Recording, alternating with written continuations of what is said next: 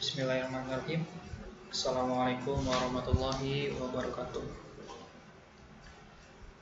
Ya baik, anak-anakku kelas 10 IPA 2 dan 10 IPA 3. Bagaimana kabarnya? Semoga selalu dalam keadaan sehat walafiat ya. Oke, kita lanjutkan pembelajaran kimia. Di kesempatan kali ini kita masuk ke dalam bab yang baru ya, bab kedua, mengenai struktur atom. Nah, sebelum dilanjutkan, jangan lupa untuk membaca doa terlebih dahulu ya, doa menuntut ilmu serta membaca basmalah. Dengan begitu mudah-mudahan kita dimudahkan dalam menuntut ilmu, dimudahkan dalam memahami materi, dimudahkan dalam menyerap apa yang nanti Bapak sampaikan ya. Oke, ada beberapa bagian yang seperti biasa Bapak pecah ya untuk setiap babnya. Seperti ini pun nanti di sini struktur atom dipecah jadi beberapa bagian. Bagian pertama saja kita bakal bahas ada 4 bahasa, tapi memang nggak terlalu banyak kok ya. Kita cicil. Oke, kita mulai. Bismillah. Oke, mungkin ada yang bertanya, memang apa sih atom? Kenapa kita harus pelajari tentang struktur atom? Nah, sesuai dengan di bahasan di bab 1 bahwa hakikat ilmu kimia itu adalah ilmu yang mempelajari tentang struktur materi ya. Termasuk di sini atom masuk dalam materi. Tapi memang apa sih atom itu gitu kan?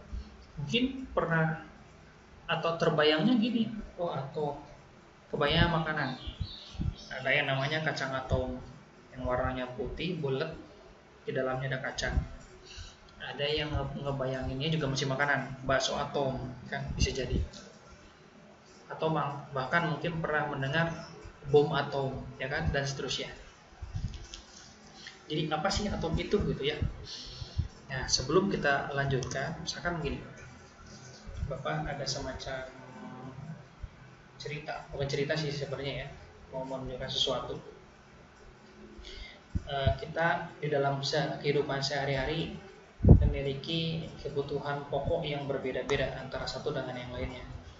Tapi hampir pasti kita, jangankan hanya manusia ya, jangankan manusia aja, ada yang lain juga itu, makhluk yang lain pun hampir pasti membutuhkan satu materi yang sama, yaitu adalah air ya kan. Air buat kita dibutuhkan untuk minum, jelas satu ya. Buat apa lagi? Buat mandi dan juga buat yang lainnya, banyak banget. Nah, ketika air ini misalkan kita ambil satu gelas atau mungkin satu gayung aja, kita ngerasa itu adalah jumlahnya sedikit, cuma segayung gitu kan. Nah, cuman ternyata ketika dari satu gayung itu kita ambil satu tetes aja, satu tetes, terus dimasukin ke dalam atau kita cek apa sih yang ada di dalam satu tetes air itu menggunakan mikroskop. Ternyata gambar yang muncul gak jauh-jauh dari yang seperti ini nih. Ini molekul air yang Bapak tampilkan.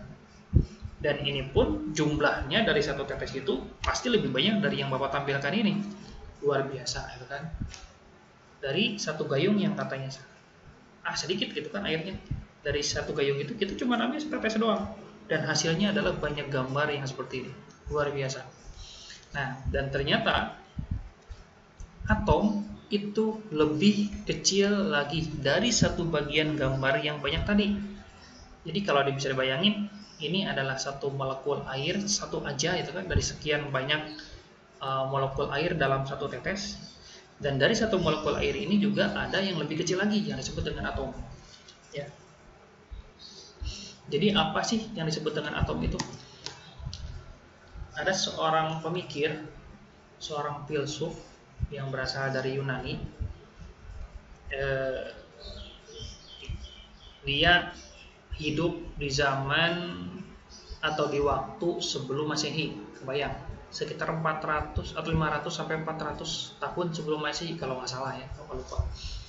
Kebayang lama banget. Kita udah sekarang 2000 tahun 2000 tahun 2000-an. Berarti sekitar 2400 tahun yang lalu. Luar biasa. Jadi beliau berpikir kayak gini. Jadi punya pemikiran. Jadi seorang filsuf tuh hanya punya pemikiran ya, berlogika, tapi nggak bisa membuktikannya dengan kajian ilmiah kayak eksperimen ya kan, metode ilmiah tuh nggak bisa, karena pada saat itu ya alat-alat juga masih terbatas ya. Nah pada saat itu Demokritus berpikir kayak gini, ketika ada suatu benda ini kita potong, apapun lah itu bendanya, timbul pemikiran, ini benda bisa kita potong, iya, tapi sampai kapan ya kan? Pasti ada suatu titik di mana benda ini udah nggak bisa dipotong lagi gitu kan, nggak bisa dibagi-bagi lagi. Nah dari situ muncul pemikiran bahwa oh pasti ada suatu saat, ada suatu ketika suatu benda itu sudah tidak bisa dibagi-bagi lagi. Dan ketika benda ini tidak bisa dibagi lagi, muncullah peristilahan yang disebut dengan atom. Jadi ketika suatu benda ini udah nggak bisa dibagi lagi, itu yang disebut dengan atom. Maka menurut Demokritus, atom itu adalah materi terkecil yang ada di alam semesta yang sudah tidak bisa dibagi-bagi lagi. Ya. Nah, kenapa namanya diberikan nama atom? Jadi atom ini berasal dari bahasa Yunani sesuai dengan Demokritus berasal. Ya, atom ini diambil dari istilah atomos. Ya, atomos ditranslate ke bahasa dunia secara umum ya, yaitu jadi atom ya kan. Nah, atomos ini diambil dari dua kata, yaitu dari huruf A, dari suku kata A yang berarti tidak, dan tomos yang berarti dibagi atau dipecah ya. Jadi secara bahasa atomos itu tidak dipecah, tidak dibagi ya. Secara bahasa dimaknakan berarti atomos itu adalah, atau atom itu adalah suatu materi yang sudah tidak bisa dibagi-bagi lagi. Ya, itu yang disebut dengan atom. Jadi kayak apa, berarti gak ada hubungannya dong dengan tadi ada kata kacang atom, atau tadi bom atom, atau tadi bakso atom, ya kan? Pasti ada, walaupun tidak berkaitan secara langsung saklek di materinya, ya, di teorinya. Oke, nah ternyata ini kan katanya Demokritus itu mencetuskan ini, pemikirannya itu sekitar 2400 tahun yang lalu, begitu lama itu kan. Nah, apakah berarti teori ini diterima dari sekian ribu tahun yang lalu itu gitu kan, sampai sekarang apakah diterima? Ternyata mengenai atom mengalami perkembangan. Jadi ada perkembangannya gitu. Dan lagi pula apa yang dicetuskan oleh Demokritus itu belum sebagai teori, karena baru semacam pemikiran, belum ada kajian ilmiah. Kayak misalkan kalau zaman sekarang tuh vaksin untuk COVID, apakah suatu vaksin itu bisa digunakan untuk mencegah terjadinya terpapar COVID? Kan enggak, harus ada uji klinisnya kan. Nah, termasuk suatu teori juga sama ya. Jadi pada saat itu Demokritus belum sampai mengadakan kajian ilmiah, karena bagaimanapun masih belum didukung oleh keadaan. Ya, coba kita perhatikan. Jadi ternyata setelah melewati berbagai waktu, malah cukup lama ya. Ini dimulai dari tahun sekitar 1800-an. Jadi muncullah teori-teori tentang atom ya. Kenapa disebut teori? Karena selain pemikiran, selain duga-dugaan, ilmuwan-ilmuwan pada saat itu sudah mulai menggunakan kajian ilmiah. Makanya di sini udah disebut sebagai suatu teori ya. Jadi sudah diterima oleh halayak umum gitu kan, karena udah diuji gitu kan, diuji keabsahannya. Nah, setidaknya ini ada 5 teori atom ya. Jadi ada perkembangan-perkembangan yang dengan berjalannya waktu gitu kan, disempurnakan ya. Jadi kita akan mempelajari perkembangan atom yang sebanyak 5 ya. Jadi kita ada 5 teori. Walaupun tidak hanya melibatkan 5 ilmuwan, bisa jadi dari suatu teori ini dikembangkan oleh berbagai ilmuwan gitu kan, beberapa ilmuwan ya. Jadi yang pertama ada yang disebut dengan teori atom Dalton. Jadi orang pertama yang mengemukakan teori tentang atom itu adalah Dalton ya, John Dalton. Nah ini rupa orangnya nih. Nah dan ini model dari teori atom Dalton. Jadi berbentuk bola gitu ya. Nah kata Dalton, jadi dia sesuai dengan apa yang dipikirkan oleh Demokritus. Jadi luar biasa. Jarak antara tadi kan waktu sebelum Masehi itu sekitar 400 tahun sebelum Masehi dengan ini kalau nggak salah ya, Bapak lupa. Sampai ini berarti kan hampir sekitar 2000 tahun yang lalu gitu ya. Jadi apa yang diungkapkan oleh Demokritus itu nggak terlalu melenceng gitu kan pada saat itu. Ada benarnya pada saat Dalton melakukan atau mengemukakan teorinya bahwa atom itu adalah materi terkecil. Iya katanya, materi terkecil, dan materi terkecil ini dia berbentuk bola pejal. Jadi bola pejal itu bola yang isinya itu tidak ada celah sama sekali, tidak berongga gitu ya, dan memang tidak dapat dibagi lagi. Jadi semacam pernyataan yang dikemukakan oleh Demokritus dilengkapi oleh Dalton dalam bentuk ini atom itu adalah bola pejal ya.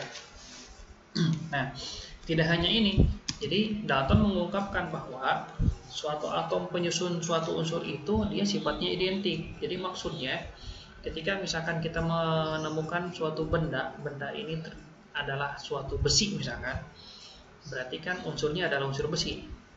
Ketika dipretelin atom-atomnya, misalkan kalau bisa ya, dipretelin atom-atomnya, atom besinya, itu pasti memiliki sifat yang sama, yang identik.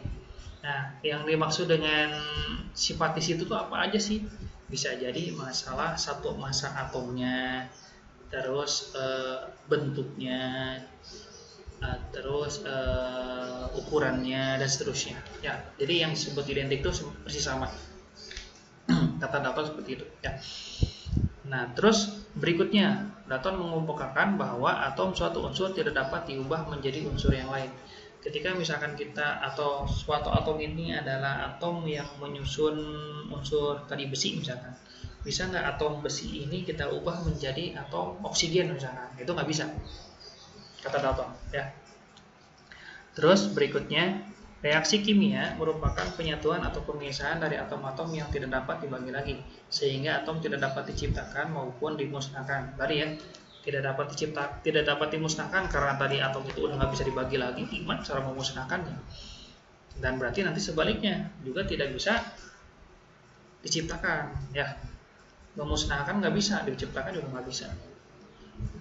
Dan yang di sini yang keempat, senyawa tersusun atas dua jenis atom atau lebih dengan perbandingan tetap dan sederhana. Ini garis besar mengenai teori atom Dalton ya, yang diungkapkan oleh Dalton. Nah, namun demikian, seiring dengan perkembangan waktu,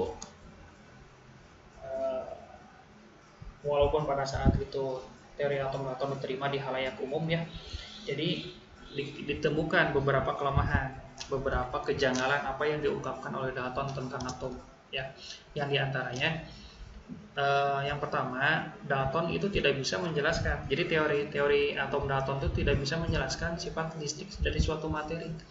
Kayak misalkan gini maksudnya, salah satunya ya, ketika kita punya batangan besi ini di ujung yang satu dialirkan listrik, di ujung yang lain atau di tengah-tengahnya yang nggak dialirkan listrik, yang kita rasakan apa? Listrik mengalir kan, kita kesetrum, itu kan? Ya. Nah, karena batangan besi ini dia kalau dipotong-potong menjadi atom, berarti kan setiap ujung satu sampai ujung lain itu adalah atom besi ya. Nah, di teori atom Dalton itu tidak bisa menjelaskan kenapa bisa gitu kan, listrik itu bisa mengalir di situ. Dan sebaliknya misalnya gini, kita ganti misalkan batangan besi ini menjadi batangan kayu. Kalau ujung kayu yang satu dihubungkan dengan listrik, ujung yang lain itu nggak ada listrik gitu kan. Jadi yang satu bisa, satu enggak gitu dalam menghantarkan listrik. Kenapa? Nah, karena mau kayu, mau besi itu masuknya materi dan katanya bagian terkecil dari materi adalah atom, seharusnya bisa dijelaskan. Nah, di sini Dalton nggak bisa menjelaskannya. Berikutnya yang kedua, ditemukannya subpartikel atom seperti elektron, proton, neutron, sehingga atom bukan merupakan materi yang paling kecil. Jadi maksudnya dalam suatu atom ternyata ada juga nih ditemukan yang lebih kecil lagi di dalamnya, yaitu ditemukannya elektron, ditemukannya proton, ya kan? Menunjukkan bahwa ternyata atom itu bukan bagian yang paling kecil, masih ada bagian-bagian yang lain, bagian-bagian yang lebih kecil dari atom, karena di dalam atom ada elektron, ada proton, ataupun ada neutron. Ya. Terus berikutnya ditemukan pula isotop dan isobar, yang berarti atom suatu unsur tidak akan selalu bersifat identik. Ya, jadi nggak selalu sama. Ya, walaupun dia sama-sama atom besi, misalnya, ya sama-sama atom oksigen, tapi tidak identik sama dengan yang lainnya. Ya. Terus ada juga reaksi kimia nuklir dapat mengubah suatu atom. Ya, kayak tadi nih misalkan ada istilah bom atom. Nah, ini bom atom itu kan reaksi nuklir ya, makanya menghasilkan ledakan yang sangat dahsyat. Nah, setelah tadi teori atom yang pertama yang diungkapkan oleh Dalton dan menemui berbagai kelemahan, muncullah teori atom yang lain ya, yang dikemukakan oleh Thomson. Nah, model dari model atom Thomson ini ada seperti ini. Jadi ada ini nih, ada semacam partikel bermuatan negatif. Jadi ini ada bagian yang positif ya. Nah, kira-kira Thomson seperti ini nih, yang kata beliau bahwa atom ini berupa blok pejal, gak jauh beda dari model atomnya Dalton dalam hal bola pejalnya ya. Nah, cuma di sini dia ada tambahan bahwa bola pejal ini atau atom ini dia bermuatan positif, di mana ada keberadaan elektron yang bermuatan negatif tersebar di dalam permukaan maupun di dalam dari atomnya yang menyerupai roti kismis ya. Jadi yang ungu nih yang bermuatan negatif ini adalah elektron. Terus di sini dia tersebar di permukaan ataupun di dalam dari atomnya yang bermuatan positif, menyerupai roti kismis. Mungkin kalau roti kismis sendiri kita nggak terlalu familiar ya, mungkin dari kalian ada yang familiar. Cuman kalau Bapak ganti dengan yang lain seperti ini, good time kalau ada makanan ya. Jadi butternya itu adalah atomnya, terus ada choco chipnya. Nah, choco chipnya itu adalah elektron, gitu ya. Tapi mereka tetap satu kesatuan, disebut sebagai atom. Ya. Nah, jadi inilah semacam jawaban apa yang menjadi kelemahan dari Dalton, bahwa Dalton itu tidak mampu menjelaskan sifat dari kelistrikan suatu materi. Nah, sama Thomson dijelaskan di sini ada elektron nih, di mana yang bermuatan negatif ini yang menjadikan suatu materi itu nantinya bisa menghantarkan listrik atau enggak dan seterusnya ya. Jadi seperti itu. Makanya diberikan nama elektron dari kata elektro. Elektro itu yang berarti listrik, bahasa Latin kalau nggak salah. Nah, elektro sendiri, makanya kalau kalian nanti mau kuliah atau mau kerja di bagian kelistrikan, berarti kuliahnya harus berhubungan sama kelistrikan. Itu ngambil jurusan apa? Kalau kalian cari jurusan kelistrikan itu nggak ada. Yang kalian cari apa? Yaitu teknik elektro, ya, elektro. Jadi teknik listrik, ya. Nyambung kan dari istilahnya ya. Oke, ada beberapa yang diungkapkan oleh Thomson mengenai atom, yaitu diantaranya katanya tadi atom bukanlah bagian terkecil dari suatu zat, dari suatu materi, ya, dari suatu partikel. Kenapa? Karena tadi karena Thomson menemukan elektron. Nah, elektron itu lebih kecil lagi dari dari atom, dan dia adalah bagian dari atom itu sendiri, yang menunjukkan bahwa atom itu bukan bagian yang paling kecil karena adanya elektron ya. Terus massa elektron atom, massa elektronnya dari dalam atom itu katanya lebih kecil dari massa atomnya sendiri ya. Jadi kecil banget. Jadi ketika saking kecilnya seperti itu, bisa dibilang bahwa massa elektron itu tidak menyumbangkan massa terhadap massa atomnya sendiri. Jadi kalau massa atomnya itu 1 gram, massa elektron itu sebenarnya nggak gitu. Karena saking kecilnya, ibaratnya gini, kalau massa atomnya itu adalah 1 gram, maka massa elektronnya itu sekitar 0,1 miligram. Bayang, 1 miligram aja dari 1 gram itu 1/1000 kan, apalagi 0,1 ya. Jadi karena memang saking kecilnya ya, saking ringannya. Oke, berikutnya juga menurut teorinya Thomson, bahwa atom bersifat netral dikarenakan muatan atom positif dan muatan atom yang positif dan negatif yang ada pada atom sama banyaknya ya. Jadi di sini nih saling menetralkan. Terus atom dengan muatan positif yang tersebar secara merata ke seluruh bagian atom, kemudian atom itu dinetralkan oleh elektron atau tersebar di antara muatan positif. Tadi ya, saling menguatkan antara pernyataan 3 dan 4. Jadi ini model dari atom Thomson. Balik lagi tadi. Makanya kalau ada istilah teori atom yang dikenal dengan teori atom roti kismis, ciri khas ya. Itu maksudnya adalah teori atomnya Thomson. Ciri khas, karena kalau untuk teori atom yang lain itu gak ada nama istilah yang khasnya ya. Hanya teori atom Thomson yang punya ciri khas disebut sebagai teori roti kismis. Oke. Nah, cuma ya itu, di sini juga teori Thomson ini memiliki berbagai kelemahan. Yang diantaranya tidak bisa menjelaskan bagaimana susunan muatan positif dan jumlah elektron yang ada di dalam bola. Jadi, maksudnya di dalam bola itu di dalam atomnya ya. Jadi, apakah jumlahnya itu persisnya berapa? Nah, itu belum sampai sana ya teori atom Thomson. Jadi tidak bisa menjelaskan jumlahnya berapa sih. Ketika misalkan tadi bahwa yang dijelaskan oleh Dalton katanya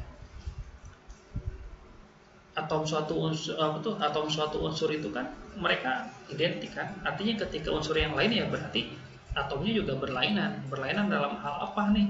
Nah, di sini Thomson belum bisa menjelaskan.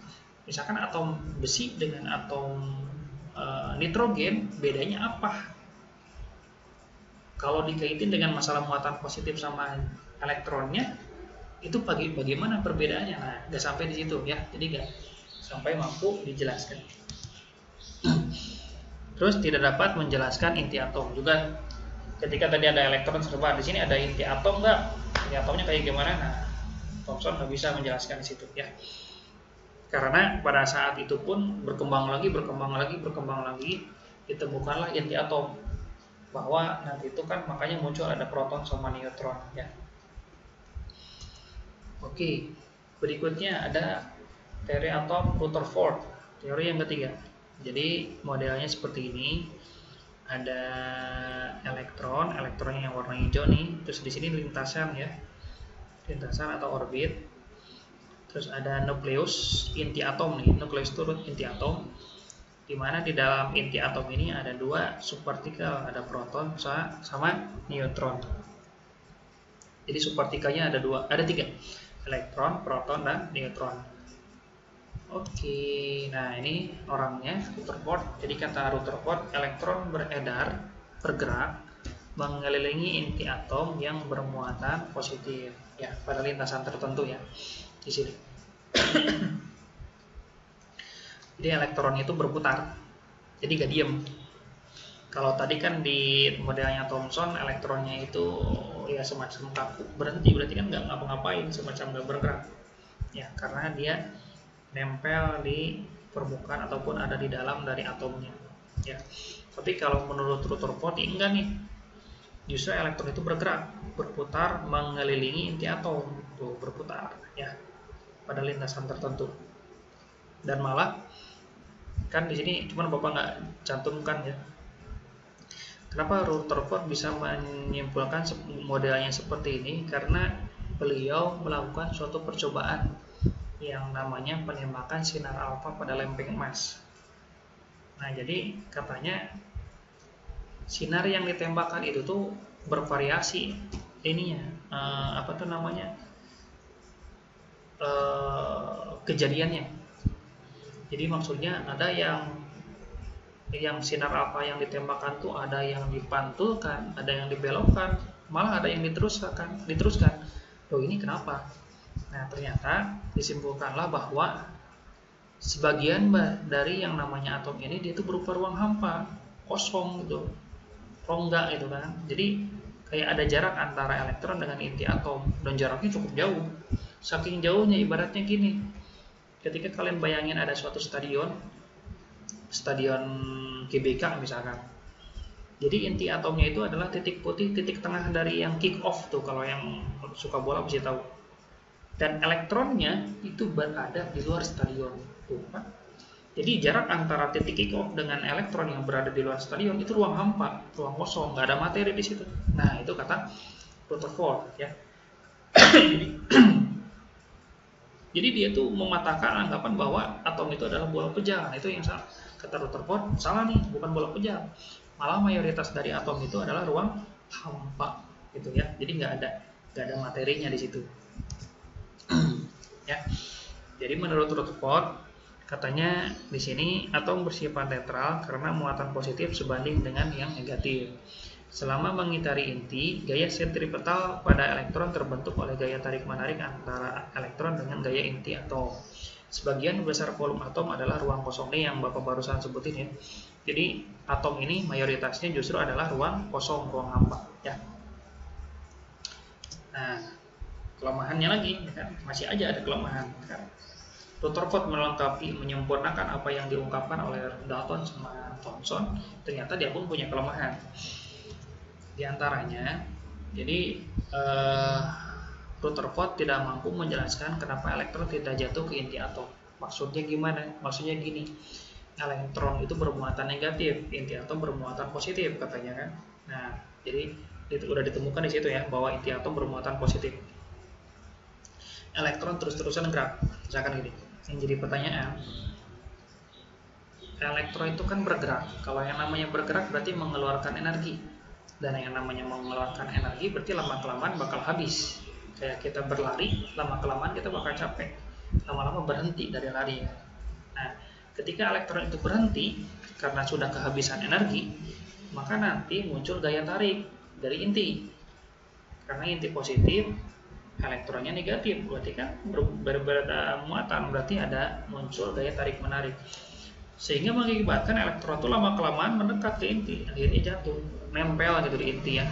Jadi nggak berjarak lagi. Tapi ternyata enggak. Di sini kenyataannya ternyata setelah sedikit kejadian tuh elektron jatuh ke inti atom. Nah, Rutherford nggak bisa menjelaskan kenapa itu kan. Kok bisa seperti itu? Nah, kelemahan yang lainnya yaitu jadi Rutherford tidak mampu menjelaskan spektrum atom hidrogen yang berupa spektrum garis. Kalau ini udah kemana-mana ya, spektrum garis itu seperti apa, itu jadi udah luar biasa. Oke, cukup tahu aja. Nah, dari teori atom Rutherford disempurnakan kembali oleh teori atom berikutnya, yaitu yang diungkapkan oleh Niels Bohr. Nah, ini semacam penampakan dari model atom Bohr. Jadi inti atom hampir mirip ya. Nah, inti atom. Nah, yang membedakannya itu di sini nih. Jadi ada lintasan-lintasan yang berjenjang gitu ya. Ada lintasan lagi, dan masih gak menutup kemungkinan ada lintasan berikutnya. Ya, jadi kayak tata surya ya. Ada lintasannya Merkurius, ada lintasannya Venus, lintasannya Bumi yang mengitari matahari. Mataharinya itu ibaratnya inti atom, Merkurius atau planet-planet itu adalah sebagai elektron ya, semacam gitu. Nah, ini orangnya yang kata Bohr, katanya elektron beredar mengelilingi inti atom pada lintasan tertentu. Nah, ini sebenarnya mirip dengan yang Rutherford. Ya, intinya elektron itu bergerak mengelilingi inti atom pada lintasan tertentu kan, sama ya sebenarnya. Cuma di sini ada penekanan lagi dari Bohr yang katanya lintasan ini tuh dia memiliki tingkat energi yang tertentu gitu. Jadi semacam gini.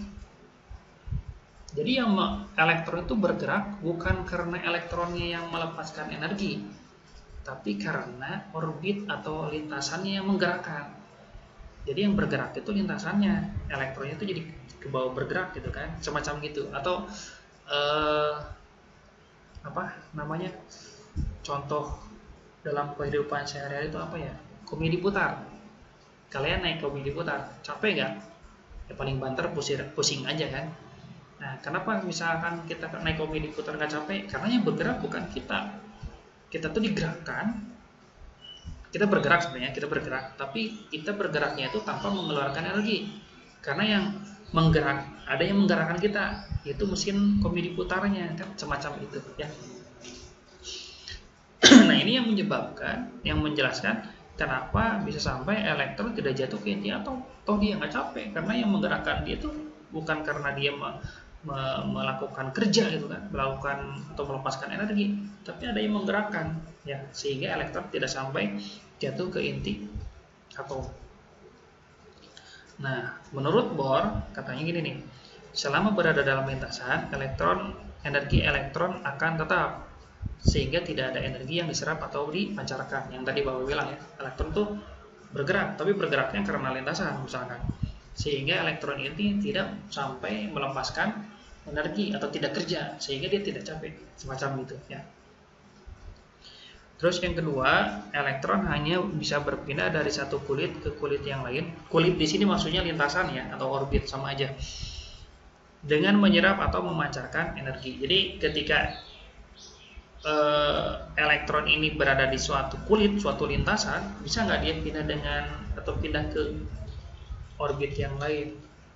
Bisa, tapi dengan cara menyerap atau melepaskan energi ya.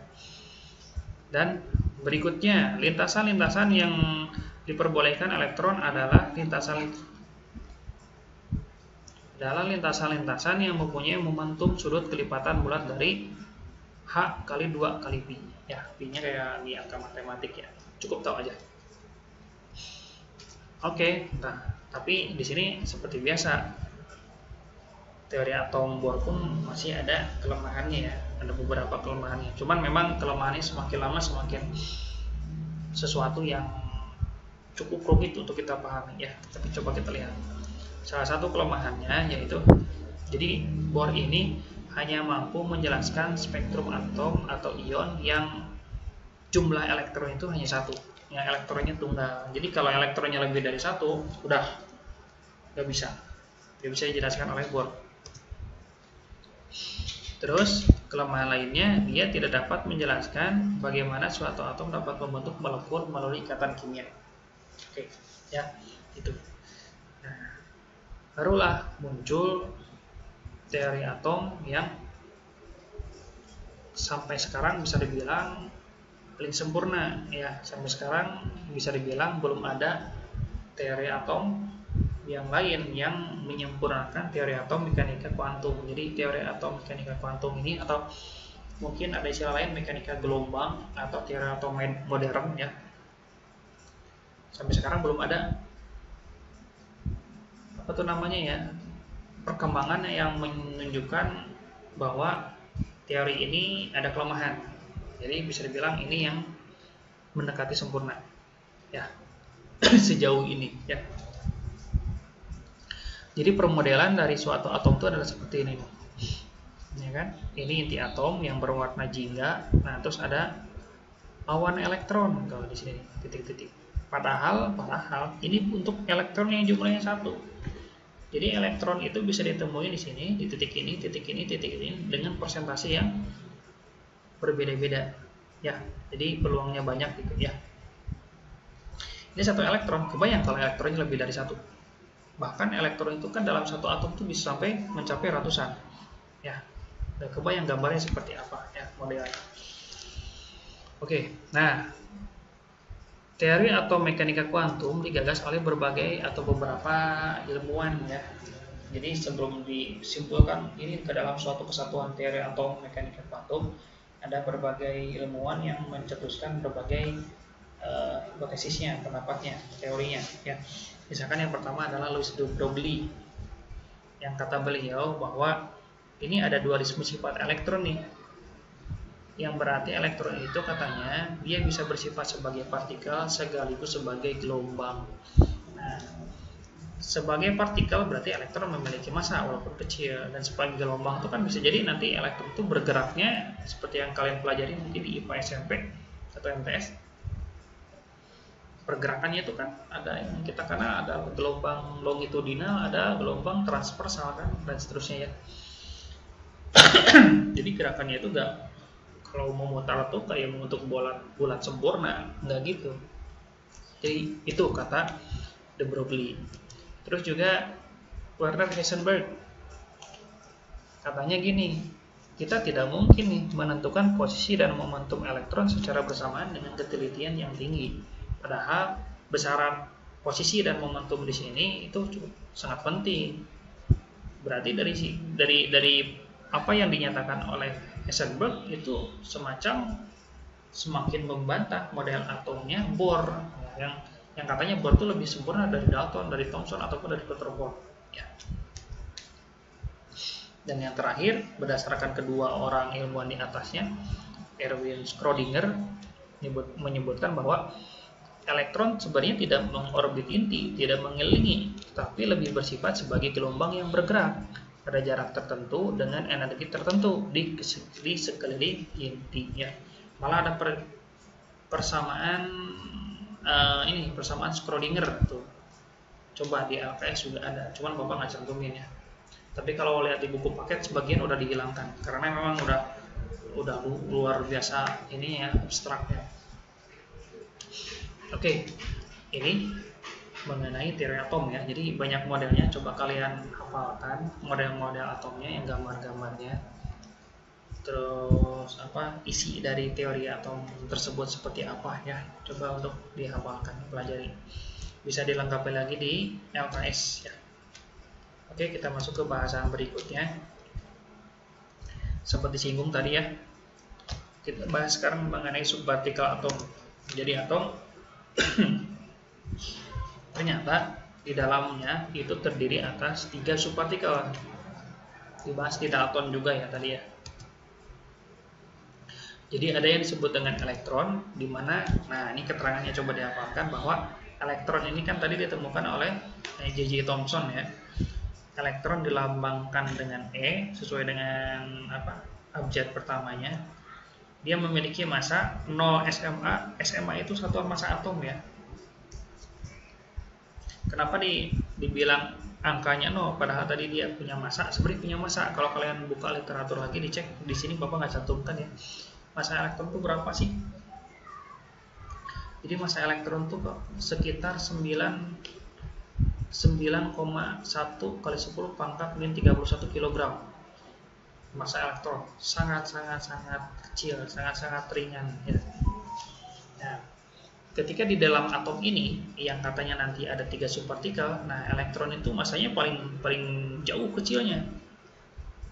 Perbandingannya sampai 1:2000 dengan subpartikel yang lain. Karena saking kecilnya, maka dianggap 0 massanya ya. Gitu ya. Jadi sebenarnya punya massa, cuman karena saking kecilnya dia dianggap 0. Terus elektron bermuatan negatif ya. Dan letak dari elektron ini berada di kulit atom atau di orbit atau di lintasan ya. Nah, berikutnya ada subpartikel atom yang disebut dengan proton. Proton ini ditemukan oleh Eugene Goldstein ya, lambangnya P. Dia massanya 1 SMA ya, kan ada massanya ya. Massanya ini menyumbangkan massa, berarti massa pada atom. Dia muatannya positif dan letaknya ada di inti atom. Dan yang terakhir ada juga yang disebut dengan neutron. Neutron ditemukan oleh James Chadwick. Dia lambangnya N kecil, massanya juga sama dengan massa proton, muatannya netral. Nah, sedangkan letak sama dengan proton. Jadi dia itu bergandengan, bersampingan dengan proton yang berada di inti atom. Ya. Jadi paling masalah perbedaan di bagian, kan mirip ya proton sama neutron ya, mirip dalam arti letaknya di mana, masanya seberapa ya kan. Letak perbedaannya itu ada di bagian muatan. Muatannya kalau proton positif, kalau neutron netral. Ya. Ini mengenai subpartikel atom. Coba dihafalkan. Nah, supaya mempermudah karena jenis atom itu berlainan, berbeda-beda, cukup banyak variasinya. Dan menunjukkan nantinya itu berarti jumlah proton, elektron, dan neutronnya yang sangat mungkin untuk berbeda antara jenis satu dengan yang lainnya. Maka jadi buatlah suatu notasi yang mengcover tadi subpartikel atom tadi ya. Yang disebut dengan notasi atom. Nah, biasanya gini notasinya. Jadi ada X di atas A, bawahnya Z, di sini ada M. M ini pelengkap ya. Kalau biasanya sih di buku-buku nggak dicantumin, cuma Bapak aja. Nah, keterangannya, dimana kalau Z ini adalah menunjukkan nomor atom, sedangkan A ini adalah nomor massa, dan M ini muatan. Muatan, kalau muatannya positif ya ada tanda plus, muatannya negatif ada tanda minus. Kalau netral nggak ada nih angka muatan. Jadi kalau kosong nih nggak ada M, nggak ada angka di sini, berarti dia nggak bermuatan atau netral. Sedangkan X di sini adalah lambang atomnya. Ya, lambang atom kan nanti juga sebenarnya kalian diperkenalkan di SMP kalau nggak salah, MTS. Ada besi Fe dan seterusnya ya. Nah, dikaitkan dengan yang masalah subpartikel atom tadi, untuk proton sendiri dia nilainya sesuai dengan nomor atom, jadi Z ya. Jadi yang angka di bawah yang Z ini dia menunjukkan jumlah protonnya ada berapa. Terus kalau neutron itu adalah selisih antara A dengan Z. Jadi nomor massa dikurangi dengan nomor atom itu adalah neutron gitu ya. Atau nomor massa dikurangi jumlah proton itu sama dengan neutron. Sedangkan kalau elektron itu adalah nomor atom dikurangi dengan muatan.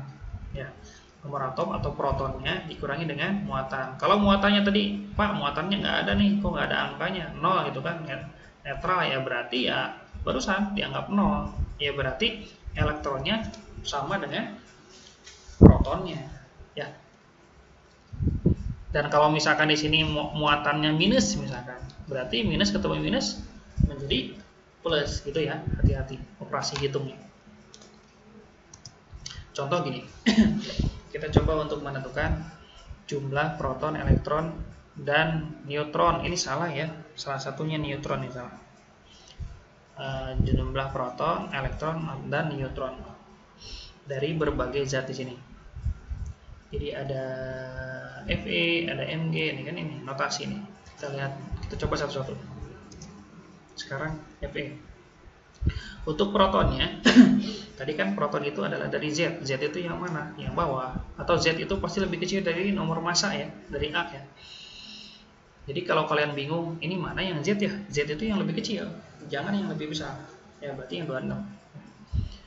Jadi proton di sini adalah Z. Z itu adalah di sini berarti yang nilainya 26. Berarti proton untuk Fe di sini adalah 26.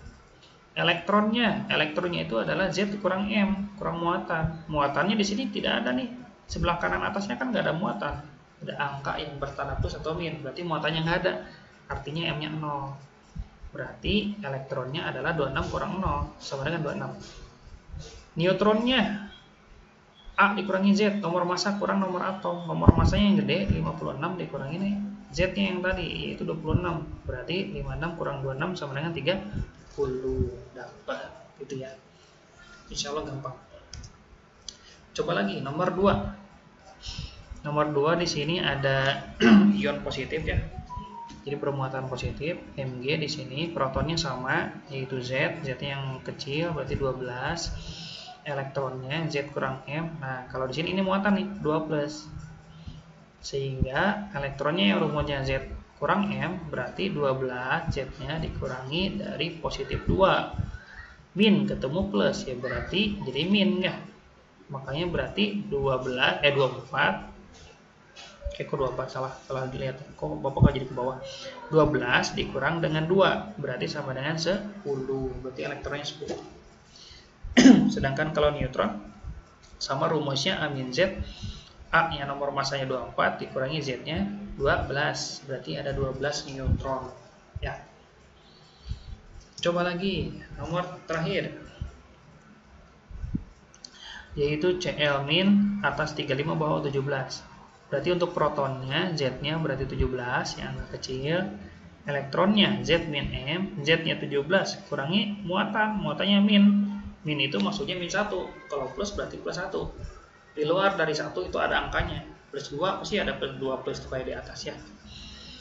Berarti balik lagi elektronnya Z nya 17 dikurangi dengan muatannya min 1, min ketemu min jadi plus, 17 tambah 1 sama dengan 18 ya. Neutronnya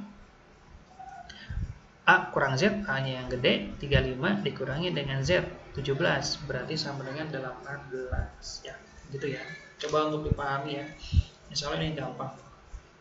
Oke ya, nanti kalau ada yang masih ambigu, masih ragu-ragu materinya, masih ada yang belum pahami, silakan untuk ke WA. Oke, bahasan terakhir untuk kesempatan sekarang yaitu mengenai isotop, isobar, dan isoton. Jadi semuanya istilah-istilah ini memiliki satu suku kata yang sama, yaitu iso. Iso dalam bahasa Latin itu bermakna sama, bukan iso bahasa Jawa ya. Iso bahasa Jawa kan berarti bisa. Kalau dalam bahasa Latin ini bermakna sama. Jadi disebut isotop, isobar, isoton itu dia memiliki kesamaan. Nah, kesamaannya apa? Kita lihat. Jadi yang disebut dengan isotop itu adalah pasangan unsur yang memiliki kesamaan dalam hal jumlah proton. Isotop. Tadi bahwa proton itu lambangnya adalah P, kan? Isotop. Oh, P huruf P di belakangnya. Berarti iso di sini atau sama di sini yaitu mengenai jumlah protonnya. Ya. Tadi jumlah proton sesuai dengan notasi atom itu adanya di bawah yang kecil. Contohnya ini 16 8O ya kan, dan 18 8O. Yang sama yang mana? Tuh, 8 ya kan? Itu siapa? Nomor atom. Nomor atom itu menunjukkan apa? Jumlah proton. Jumlah proton yang kiri dan kanan ini sama, menunjukkan mereka adalah pasangan isotop. Gitu ya. Berikutnya ada yang disebut dengan isobar. Nah, isobar di sini samanya dalam hal apa? Dalam hal nomor massa ya. Nomor massa yang mana? Contohnya gini, Bapak punya CO dan Ni yang notasinya seperti ini masing-masing. Ternyata setelah diselidikin ada kesamaan di antara CO sama Ni, yaitu angka 59 yang di atas. Yang 59 ini angka apa nih? Yaitu angka nomor massa kan? Ya. Berarti CO dan Ni ini memiliki nilai yang sama di bagian nomor massa. Makanya mereka disebut sebagai pasangan isobar ya. Dan yang berikutnya yaitu adalah isoton. Samanya dalam hal apa? Dalam hal jumlah neutron. N neutron. Ini kan huruf terakhir isoton, iso sama dalam hal apa? Akhirannya on. Berarti sama di bagian jumlah neutron. Tadi neutron itu di rumus apa tuh namanya? Di rumus di notasi atom, neutron itu dihitung dengan menghitung selisih antara nomor massa dengan nomor atom. Yang atas dengan yang bawah selisihnya atau pengurangannya berapa hasilnya.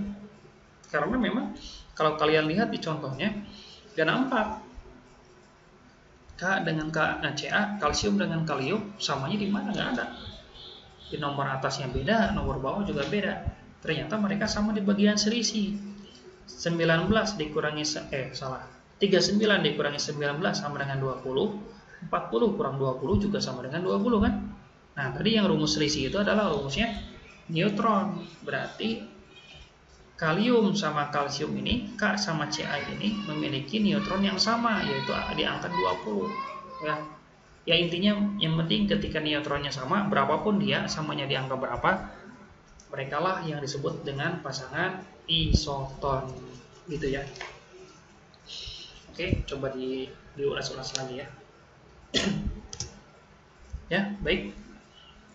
Sekian apa yang bisa Bapak sampaikan di kesempatan kali ini. Semoga mudah untuk dipahami, semoga banyak yang bisa kalian serap ya, sehingga nanti dimudahkan dalam belajar. Oke, itu saja. Silakan untuk kalau bisa di download videonya, disaksikan lagi berulang-ulang biar makin paham, lebih bisa diserap lebih maksimal lagi.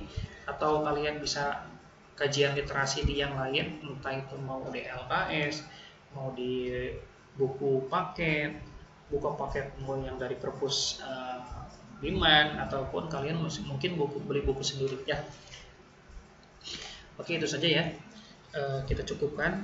Lebih kurangnya Bapak mohon maaf. Semoga banyak manfaat yang didapatkan dibanding yang bukan manfaatnya ya. Oke, kita tutup. Alhamdulillahirabbil alamin. Assalamualaikum warahmatullahi wabarakatuh.